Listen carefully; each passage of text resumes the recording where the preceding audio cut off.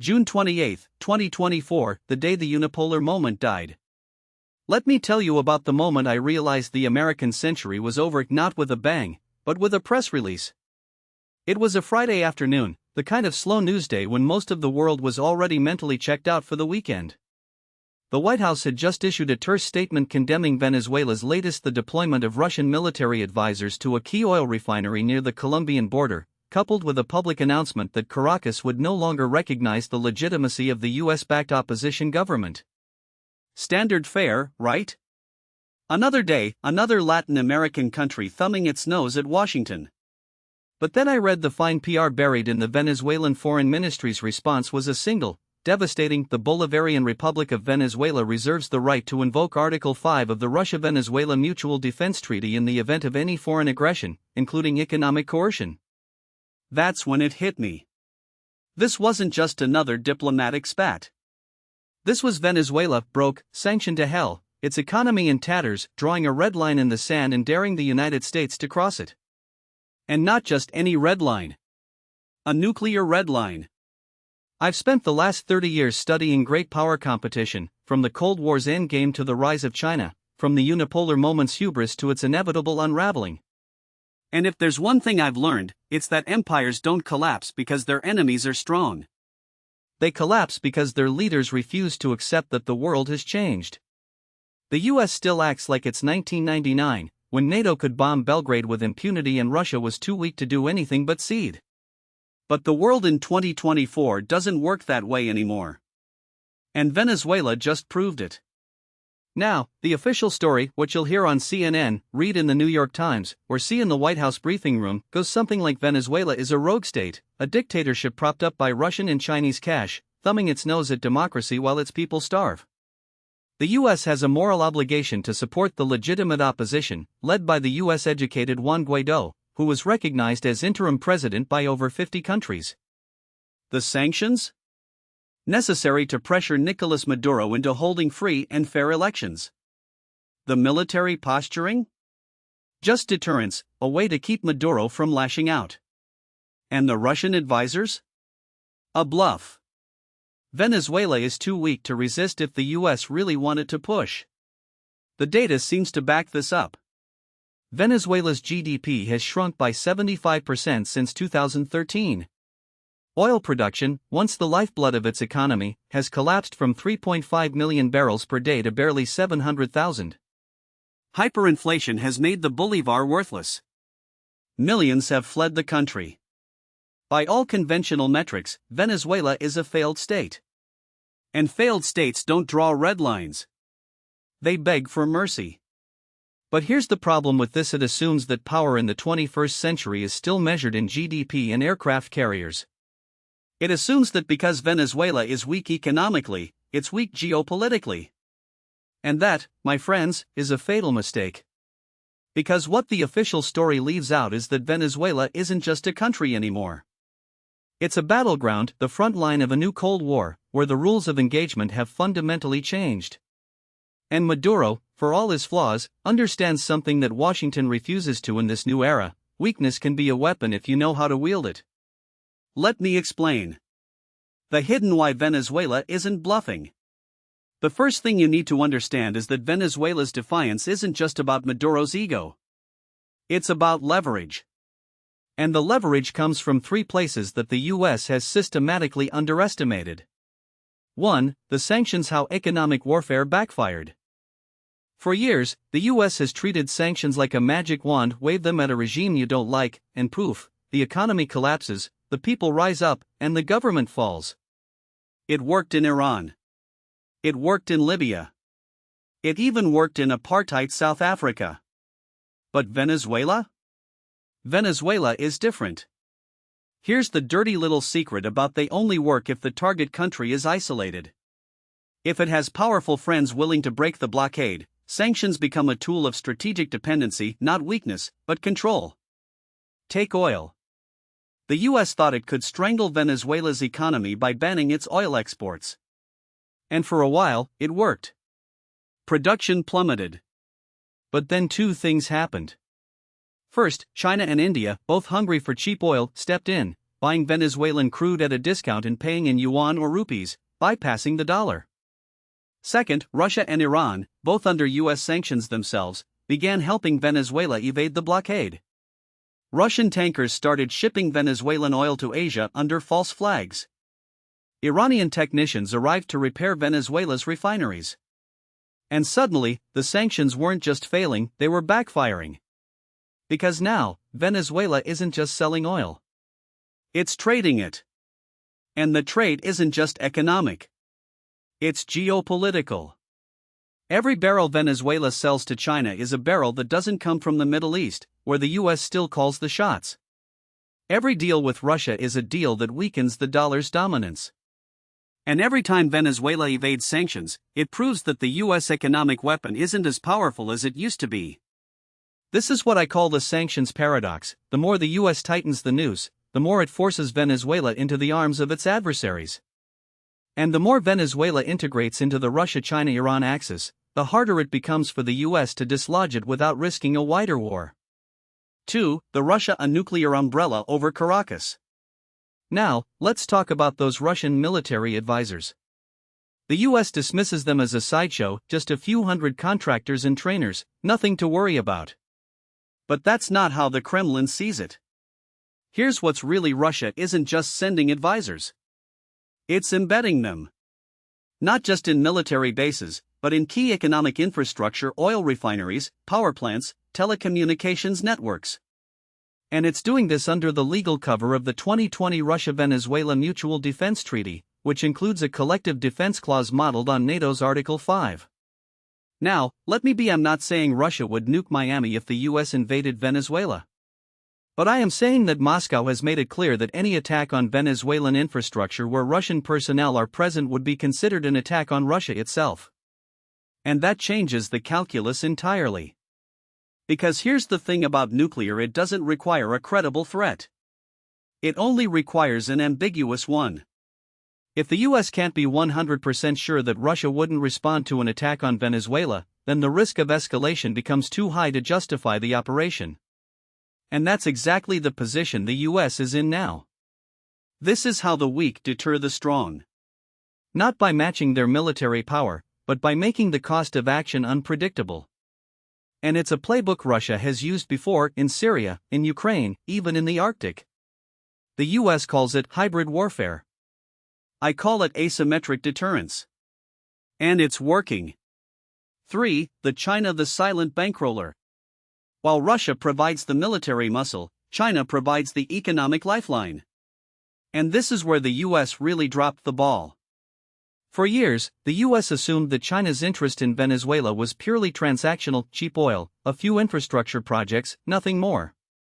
But that's not how Beijing operates. China doesn't just invest in countries. It integrates them into its global network. And Venezuela is now a critical node in that network. Here's how China lends Venezuela money to keep its economy afloat. In return, Venezuela repays the loans in oil at a fixed price, regardless of market fluctuations. This gives China a guaranteed supply of crude, while also locking Venezuela into long-term dependence. But it's not just about oil. China is also building ports, railways, and 5G networks in Venezuela, all tied into its Belt and Road Initiative. And crucially, it's doing this in yuan, not dollars. This is the real threat to US supremacy, not Venezuela's military, but its financial integration into a rival economic bloc. Because every time Venezuela trades in yuan, every time it bypasses the dollar, it weakens the US financial system's ability to project power. And China knows this. That's why it's doubling down on Venezuela, even as the US tightens the screws. So when you put it all together, sanctions that backfired, a Russian nuclear umbrella, and Chinese economic integration, what you get isn't a failed state. What you get is a proxy, a forward operating base for America's rivals in its own backyard. And that changes everything. The bigger the unraveling of American hegemony. Now, let's out. Because Venezuela isn't just about Venezuela. It's about the end of an era, the era of US unipolarity. For 30 years, the US has operated under the assumption that it could do whatever it wanted, wherever it wanted, without consequence. It could invade Iraq, bomb Libya, sanction Russia, and contain China, all while maintaining its role as the world's sole superpower. But that assumption was always built on the lie that the rest of the world would accept US dominance indefinitely. They don't. And they're not. What we're seeing now is the rise of a multipolar world, a world where power is distributed among multiple centers, where no single country can dictate the rules, and where the old hierarchies no longer apply. And the US is struggling to adapt. The Russia-China-Iran, a new anti-hegemonic bloc. The most important development of the last decade isn't the rise of China. It's the alliance between China, Russia, and Iran, a de facto anti-hegemonic bloc that is actively working to undermine US influence. This isn't a formal military alliance like NATO. It's something more fluid, more dangerous. It's a network of mutual support, where each country provides what the others lack. Russia provides military power. China provides economic power. Iran provides ideological and proxy warfare expertise. And together, they're creating a parallel international order, one that doesn't rely on the US dollar, US security guarantees, or US approval. Venezuela is the perfect example of how this works. Russia provides the military deterrent. China provides the economic lifeline. Iran provides the sanctions-busting know-how. And together, they've turned a US client state into a resistant state, one that can defy Washington without collapsing. This is the new reality. And the US doesn't have a strategy for it. The Monroe Doctrine is dead. For 2 centuries, the US has treated Latin America as its backyard. The Monroe Doctrine, first declared in 1823, was the original America First, Europe Stays Out, and the US calls the shots. And for most of that time, it worked. The US invaded when it wanted, propped up dictators when it suited its interests, and overthrew governments that got too independent. But the Monroe Doctrine only works if the US is the only great power in the hemisphere. And now, it's not. Russia and China have spent the last decade systematically undermining US influence in Latin America. Russia has military bases in Nicaragua and Venezuela. China has become the top trading partner for most of South America. And both are using economic and military ties to pull countries away from Washington. The US response? More sanctions. More regime change attempts. More bluster about democracy promotion. But none of it is working, because the underlying assumption that the US can still dictate the rules is no longer true. Venezuela is the canary in the coal mine. If the US can't control Venezuela, a country it has spent the last decade trying to strangle, then it can't control Latin America. And if it can't control Latin America, then its entire global strategy starts to unravel. The military, why the hawks are wrong. Now, let's talk about the elephant in the war. Because there are people in Washington, neocons, liberal interventionists, and a few hawkish generals who still believe the US can solve this with force. They look at Venezuela's economic collapse, its diplomatic isolation, and we can take them. It'll be quick. It'll be easy. And then we can install a friendly government and move on. They are wrong. And history proves it. Lesson number 1: regime change doesn't work. The US has tried regime change in Venezuela before. In 2002, it backed a coup against Hugo Chavez. It failed. In 2019, it backed Juan Guaido's self-declaration as interim president. It failed. In 2020, it supported a botched mercenary invasion. It failed. And every time, the result was the Maduro got stronger, the opposition got weaker, and the US looked weaker. Why? Because regime change isn't about installing a new leader. It's about controlling a country. And the US has never been good at that. Look at Iraq. Look at Afghanistan. Look at Libya. The US can overthrow governments, but it can't build new ones. And in Venezuela, where the opposition is divided, the military is loyal to Maduro, and the population is deeply polarized, any attempt at regime change would turn into a quagmire. Lesson number 2: the Russia factor changes the game. Even if the US could overthrow Maduro, it would still have to deal with Russia. And Russia has made it clear that it will respond to any attack on Venezuela. Now, the hawks will tell you that Russia is bluffing.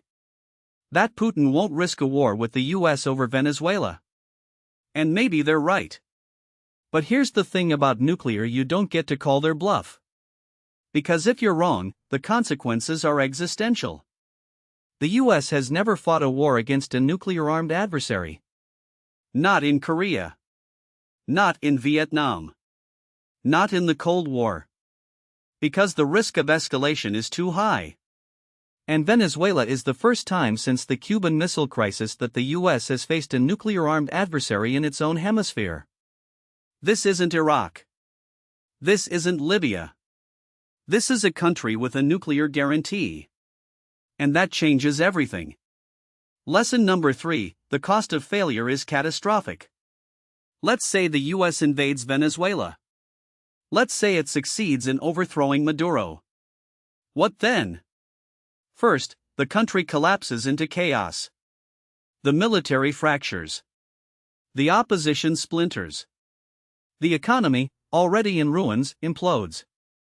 And the US is left holding the bag, responsible for rebuilding a country it just destroyed. Second, Russia and China retaliate. Not with direct military action, but with asymmetric responses. Cyber attacks. Economic warfare. Proxy conflicts in other parts of the world. And suddenly, the US is fighting a global war, not just a regional one. Third, the US loses credibility. If it can't control Venezuela, a country it has spent decades trying to dominate, then what can it control? The message to the rest of the world is the US is a paper tiger. And that's when the real trouble starts. This is why the hawks are wrong. Because war isn't a video game. You don't get to press reset if it goes badly. And in Venezuela, it will go badly. The domestic why: this is about Florida, not freedom.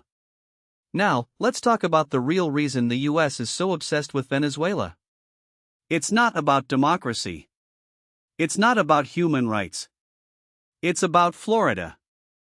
For the last decade, Venezuela has been a domestic political issue in the US. The Venezuelan diaspora, over 5 million strong, many of them middle-class professionals who fled the economic collapse, has become a powerful voting bloc, especially in Florida.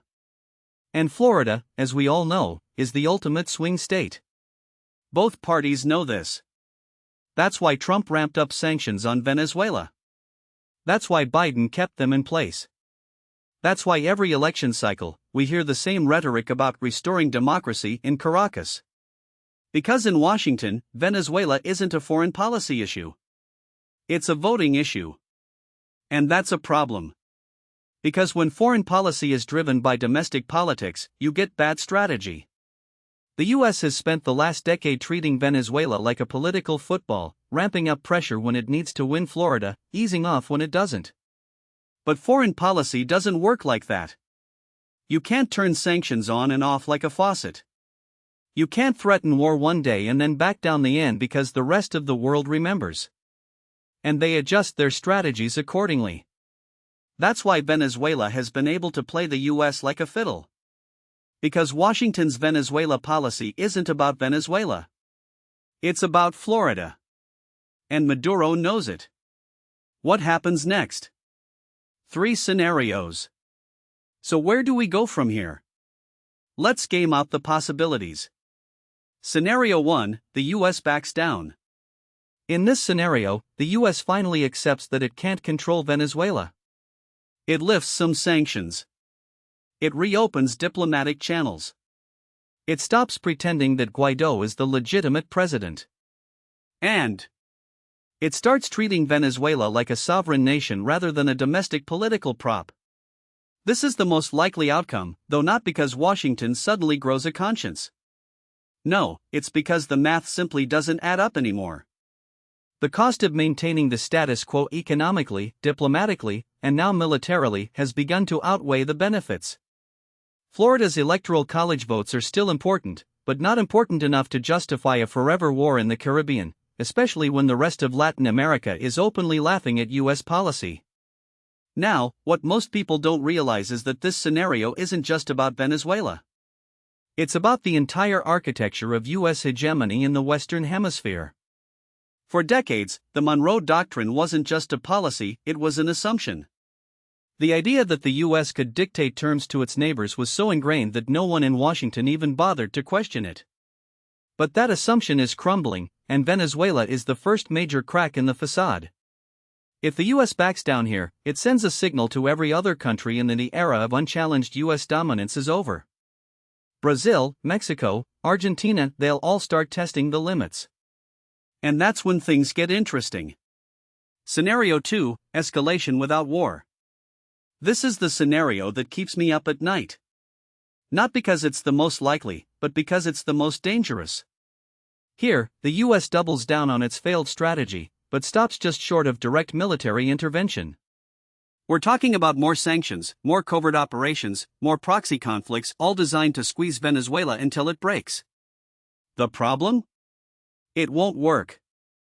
Venezuela has already survived a decade of this, and it's only gotten stronger. Let me explain why this matters.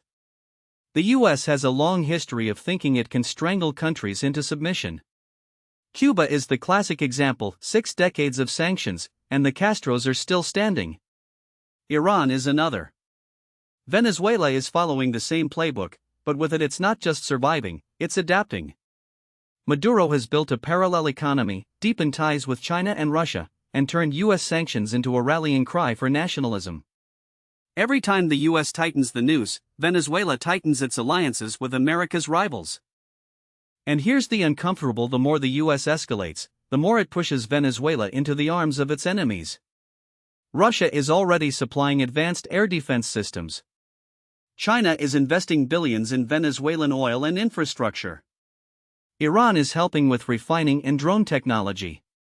The U.S. isn't just failing to isolate Venezuela, it's accelerating its integration into a rival bloc. That's not just a policy failure.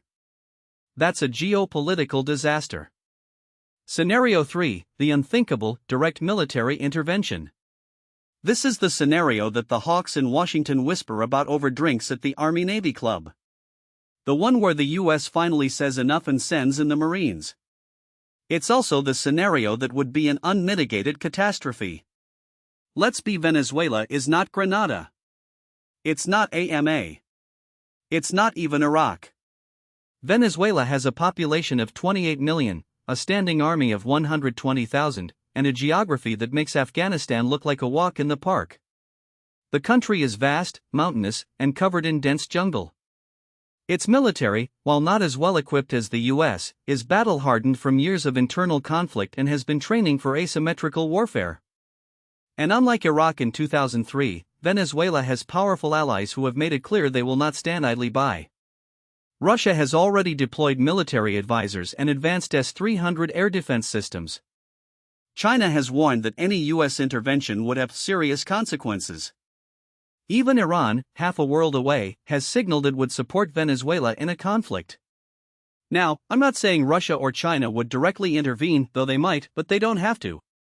Just the threat of escalation would force the U.S. to fight a war on 2-1 in Venezuela, and one in the global information space, where every civilian casualty would be broadcast in real time to a world that is increasingly hostile to U.S. power. And let's not forget the regional fallout. Latin America is not a monolith, but it is united in its opposition to U.S. military intervention. Even countries that dislike Maduro, like Colombia and Brazil, would be forced to condemn any U.S. invasion. The OAS, which the U.S. has long dominated, would fracture. Mexico would likely recall its ambassador. The U.S. would find itself isolated, not just in Caracas, but in its own backyard. Here's the thing about military: they never go as planned. The U.S. invaded Iraq in 2003 expecting a quick victory. It got a 20-year quagmire. Afghanistan was supposed to be a swift operation. It turned into the longest war in U.S. history. Venezuela would be no different. The moment the first U.S. soldier sets foot on Venezuelan soil, the country would become a magnet for every anti-American militant in the region. The FARC, the ELN, Hezbollah, all of them would see an opportunity. And the U.S. would find itself bogged down in a guerrilla war it can't win, with no clear exit strategy. The military: why the U.S.? Can't win. Now, let's talk about the military balance. The US has the most powerful military in the world, but that doesn't mean it can win every war. Venezuela is a perfect example of why. First, there's the issue of logistics. Venezuela is 1,500 miles from the nearest US military base in Florida. That's a long supply line, and in modern warfare, supply lines are everything. The US would have to rely on airlifts and naval convoys, both of which would be vulnerable to attack. Venezuela's coastline is dotted with anti-ship missiles, and its airspace is protected by Russian-made S-300s. The US could establish air superiority, but it wouldn't be easy, and it wouldn't be cheap.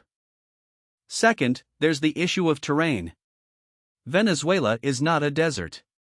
It's not a flat plain. It's a country of mountains, jungles, and urban sprawl. The US military is designed for high-tech, high-speed warfare.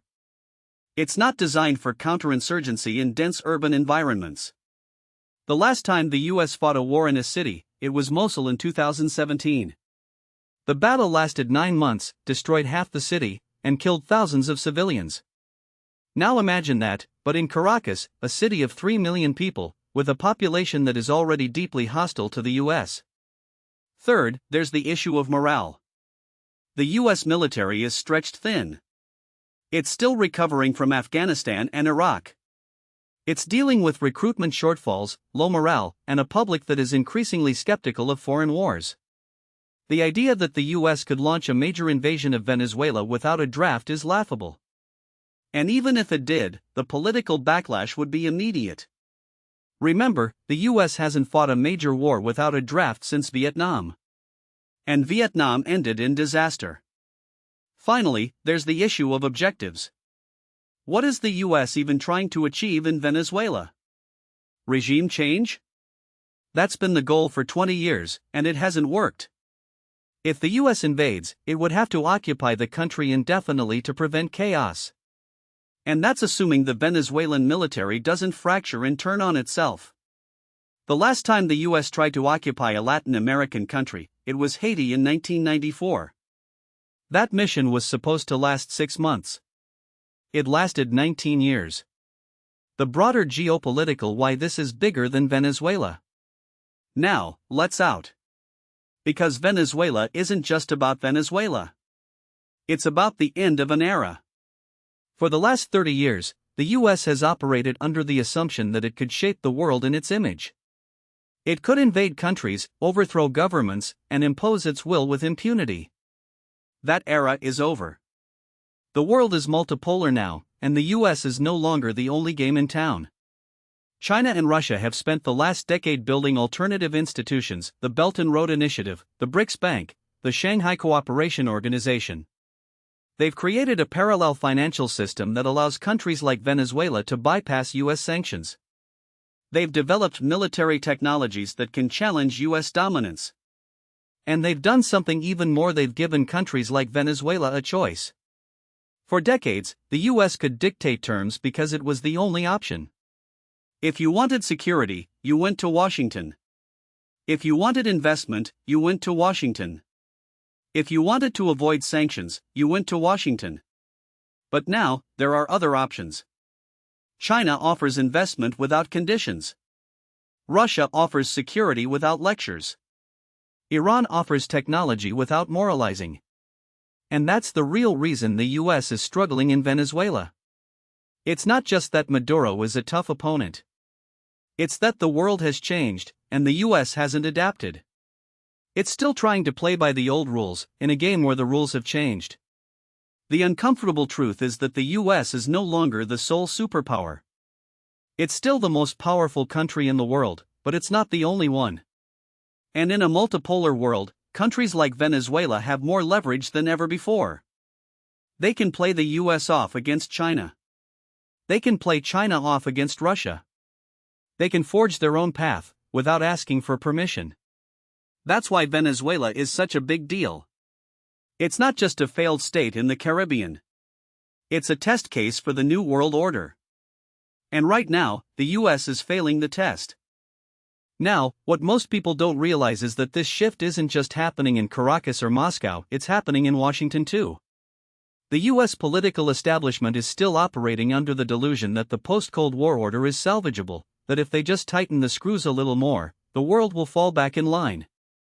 But the cracks are showing, and they're not just geopolitical, they're domestic. Take the 2024 election, for example.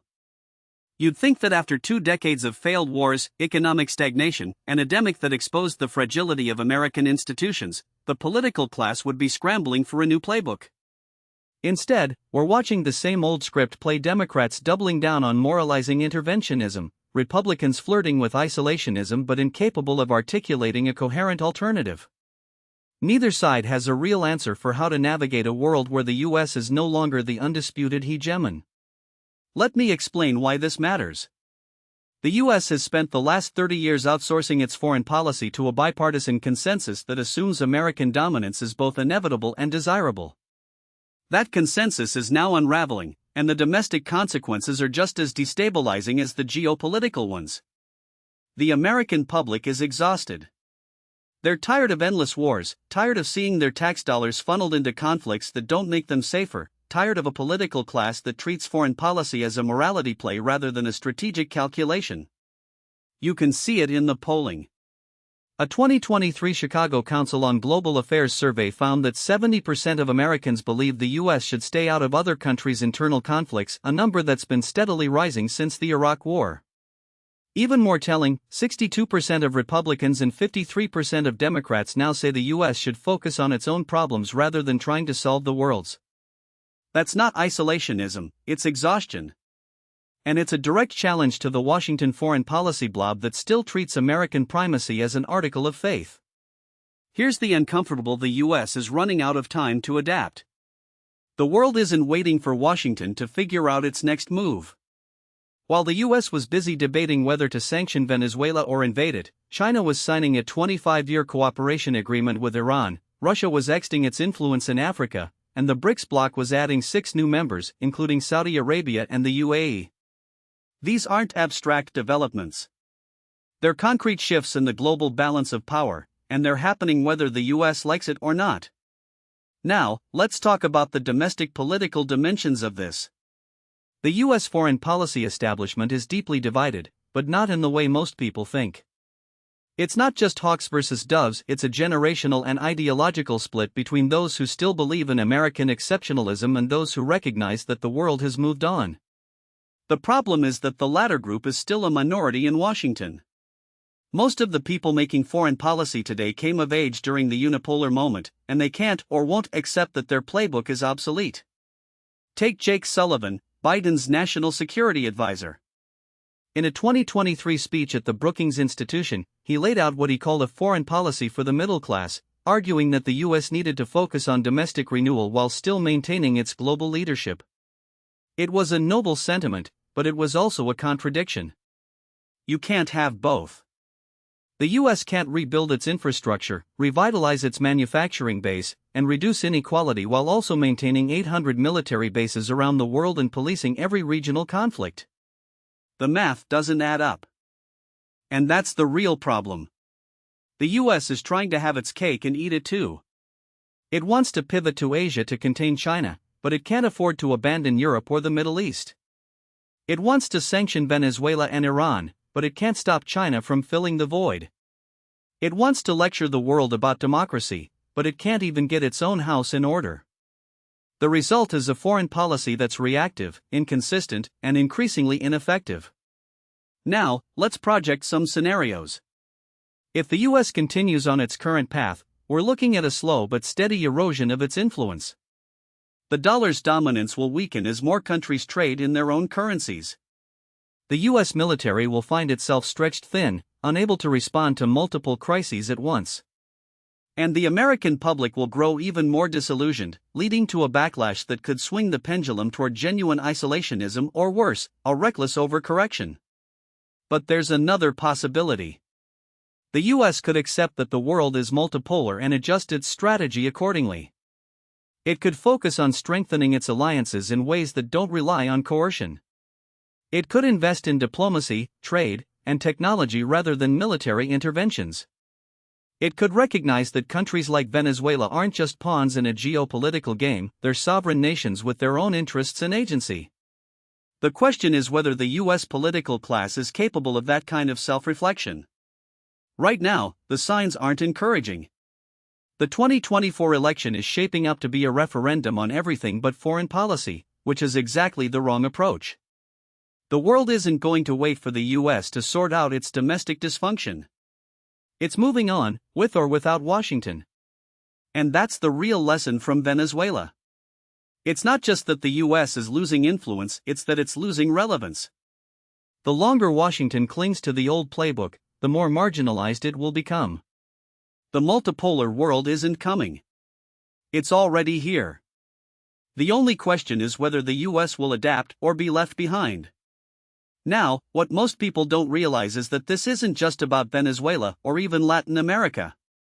What we're witnessing is the first major stress test of America's post-Cold War grand strategy, and the results aren't pretty. For 3 decades, Washington operated under the assumption that military primacy, financial hegemony, and ideological dominance were self-sustaining.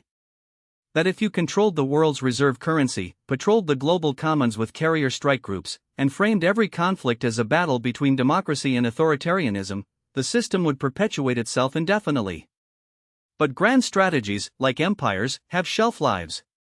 And the one the US has been running since 1991 is showing its age. Let me explain why this matters beyond the headlines. The Venezuelan case isn't just about oil sanctions or Maduro's defiance, it's about the structural limits of coercive diplomacy in a world where the costs of defiance are plummeting. In 2019, when the Trump administration recognized Juan Guaido as Venezuela's legitimate president, it assumed that a combination of sanctions, diplomatic isolation, and the threat of military intervention would force Maduro out. The calculation was classic Cold War: squeeze the regime economically, rally the opposition, and wait for the generals to flip. But here's the uncomfortable truth: it didn't work. Not because the sanctions weren't painful, but because the assumptions behind them were flawed. First, the US overestimated its ability to control the narrative. In the 1980s, when Reagan backed the Contras in Nicaragua, the global media landscape was dominated by Western outlets. Today, Venezuela can counter US propaganda with RT, Telesur, and a network of allied media that frame the conflict in anti-imperialist terms. Second, the US underestimated the resilience of hybrid regimes.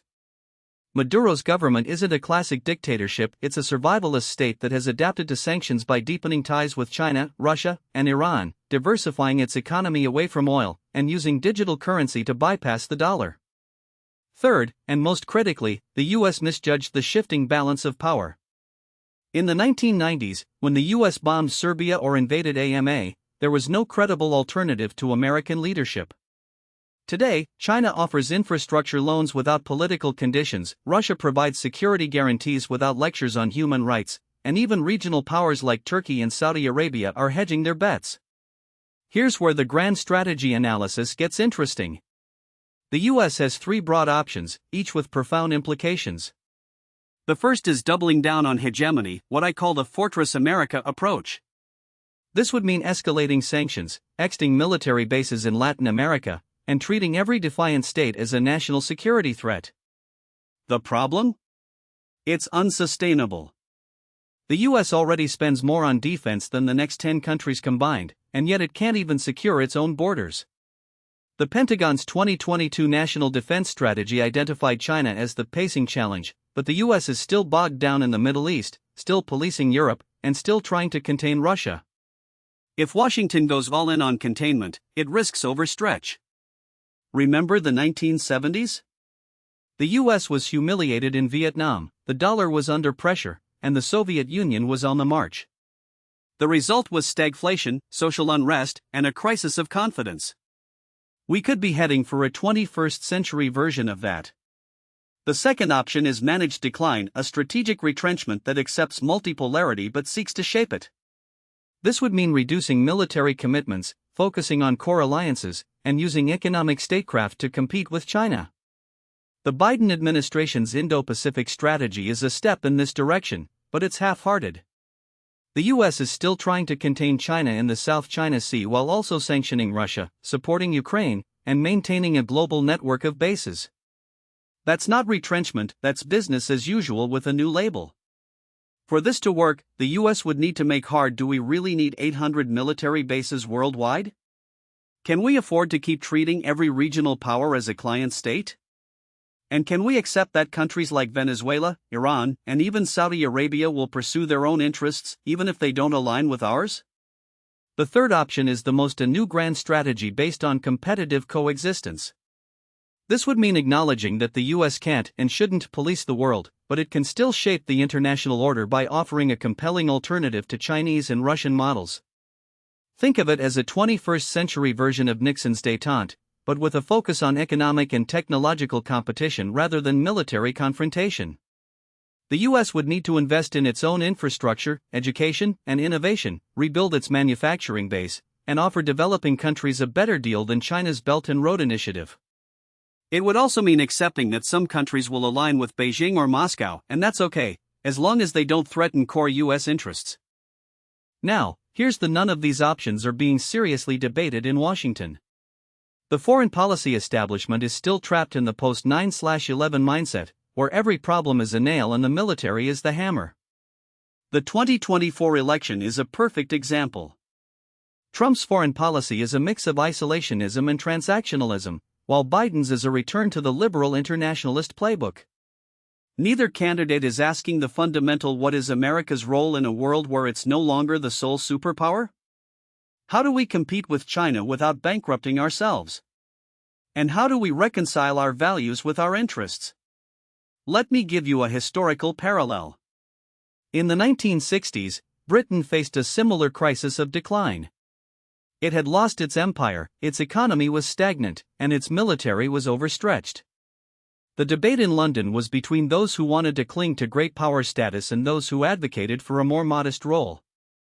The latter won out, and Britain pivoted to Europe, downsized its military, and focused on economic and diplomatic influence. It wasn't a perfect transition, there were missteps, humiliations, and setbacks, but it was a necessary one. The alternative was a slow, painful collapse. The US is at a similar crossroads today. The difference is that Britain had the luxury of being a middle power. The US is still the world's largest economy, the issuer of the global reserve currency, and the leader of the most powerful military alliance in history. It has more tools at its disposal than Britain ever did. But tools are useless if you don't know how to use them. And right now, Washington is swinging a sledgehammer when it needs a scalpel. Here's the bottom: Venezuela isn't just a policy failure, it's a symptom of a deeper strategic malaise. The US is still operating under the assumptions of the unipolar moment, but the world has moved on. The question isn't whether America will decline, it's whether it will decline gracefully or chaotically. The former requires humility, adaptability, and a willingness to accept that the 21st century won't be an American century. The latter guarantees more defiant states, more failed interventions, and more erosion of US influence. I've spent my career studying how empires rise and fall. The pattern is always the hubris, overreach, and then a reckoning. The US is in the overreach phase. The reckoning is coming. The only question is whether Washington will learn from its mistakes or repeat them.